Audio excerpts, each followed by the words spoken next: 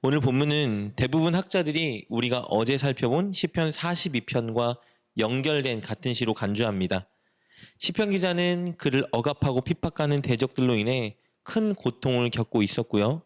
그런 와중에 하나님의 임재와 도움이 전혀 느껴지지 않아 크게 좌절하고 있었습니다. 이런 상황에서 시편 기자는 하나님께 도움을 간구하는데요. 그 내용을 살펴보도록 하겠습니다. 오늘 본문에서 시편 기자는 먼저 하나님의 공의와 정의에 호소합니다. 공의와 정의는 하나님의 가장 큰 성품들 중에 하나이죠. 하나님은 하나님을 경외하여 하나님 보시기에 정의롭게 행하는 자들에게는 구원을 주시고 하나님을 경외하지 않고 불의하게 행하는 자들에게는 심판하십니다. 시편 기자는 그 하나님의 공의와 정의에 근거하여 자신과 대적에 대해서 판단해달라고 호소합니다. 정직히 행한 나에게는 구원을, 공의와 정의를 저버리고 불의를 행하는 대적에게는 심판을 달라고 간구하는 것입니다. 1절 말씀입니다. 하나님이여 나를 판단하시되 경건하지 아니한 나라에 대하여 내 송사를 변호하시며 간사하고 불의한 자에게서 나를 건지소서. 이렇게 하나님의 정의와 공의에 근거하여 호소하는 것은 모든 시편 기자들의 공통된 모습이었습니다. 시편이 우리에게 주는 교훈 중 가장 큰 교훈은 하나님의 백성은 정의롭고 공의로운 하나님의 성품을 인식하고 누구를 대하든 늘 정직하고 바르고 공평하게 대해야 한다는 것입니다. 이렇게 하나님의 공의와 정의에 근거하여 구원을 호소한 기자는 다시 한번 간절하게 하나님을 향해 탄식합니다. 하나님, 제가 공의롭고 정의롭게 행했고 하나님을 나의 힘으로 의지하는데 도대체 왜 저를 버리시고 돕지 않으십니까? 이렇게 탄식하는데요. 2절 말씀입니다. 주는 나의 힘이 되신 하나님이시거늘 어찌하여 나를 버리셨나이까? 내가 어찌하여 원수의 억압으로 말미암아 슬프게 다니나이까? 시편 기자의 이 절규는 사실 하나님을 향한 원망의 말이 아닙니다. 하나님 어찌하여 나를 버리셨나이까? 라는 탄식은 여전히 하나님을 신뢰하고 있다는 역설적인 표현입니다. 왜냐하면 어찌하여 나를 버리셨나이까? 라는 말 앞에 그는 주는 나의 힘이 되신 하나님이시거늘 이라고 고백하고 있기 때문입니다.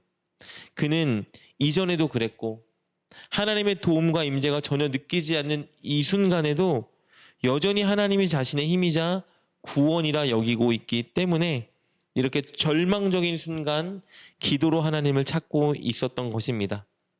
어떤 상황에서건 어떤 기도의 내용이건 하나님께 기도하고 있다는 것은 하나님을 의지하고 있다는 증거입니다.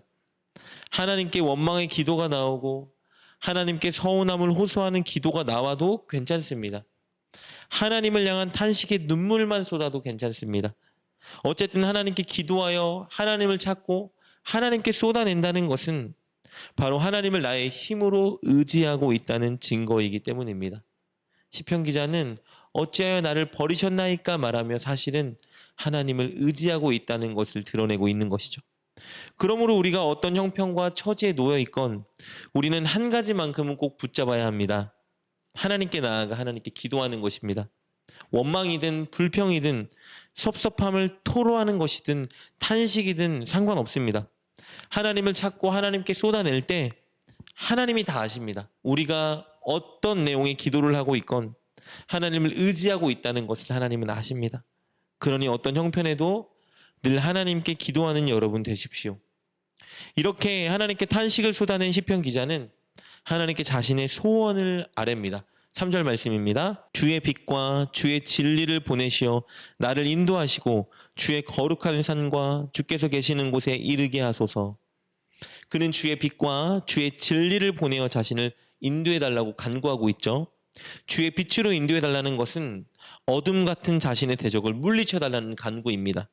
동시에 어둠같이 자신을 둘러싼 이 상황에서 자신을 구원해달라는 간구겠죠. 그리고 진리로 인도해달라는 말은 옳은 길로 인도해달라는 뜻입니다.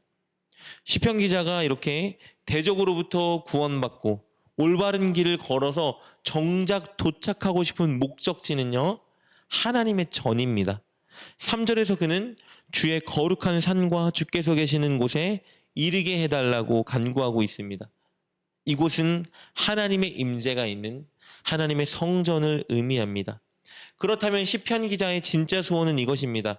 속히 구원받고 문제가 해결된다면 하나님의 임재가 있는 하나님의 전에 들어가서 하나님을 기쁨으로 찬양하며 예배하는 것입니다. 4절 말씀입니다.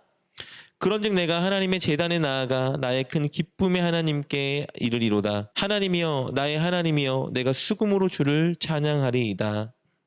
대적의 공격과 하나님의 부재의 상황 속에서 그가 정말 소원하고 있는 것은 하나님 앞에서 큰 기쁨으로 마음껏 하나님을 찬양하고 예배하는 것입니다.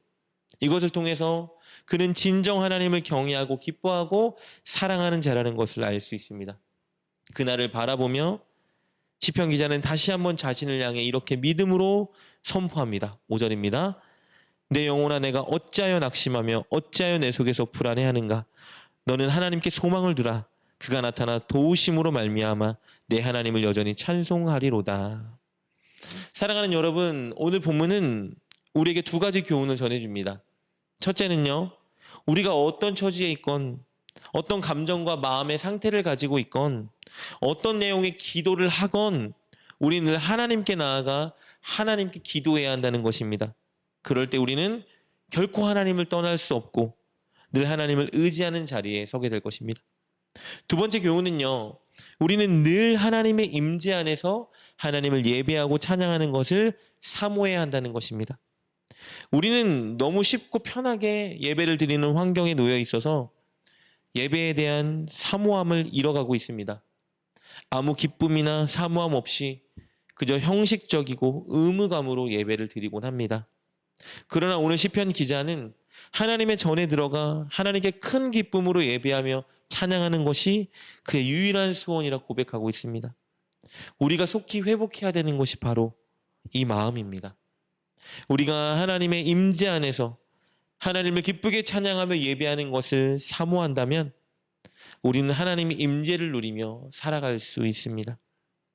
늘 하나님께 기도하는 것, 그리고 사모하는 마음으로 하나님을 예배하는 것, 이 두 가지를 붙들고 실천하며 살아가는 여러분 되시길 주님의 이름으로 축복합니다. 기도하겠습니다. 하나님, 우리가 하나님께 기도할 수 있는 특권, 그리고 하나님을 예배할 수 있는 특권을 주셔서 감사합니다. 늘 하나님께 나아가 기도하는 우리가 되게 하여 주옵소서. 늘 사모하는 마음과 감사하는 마음으로 하나님을 예배하는 우리가 되게 하여 주옵소서. 그래야 큰 기쁨으로 하나님을 의지하며 살아가는 우리가 되게 하여 주옵소서. 예수님의 이름으로 기도드립니다. 아멘. 오늘 말씀을 통해 깨닫고 결단한 것은 무엇입니까? 그것을 붙들고 하나님께 기도합시다. 그리고 그렇게 실천하며 하루를 살아가는 여러분 되시길 주님의 이름으로 축복합니다.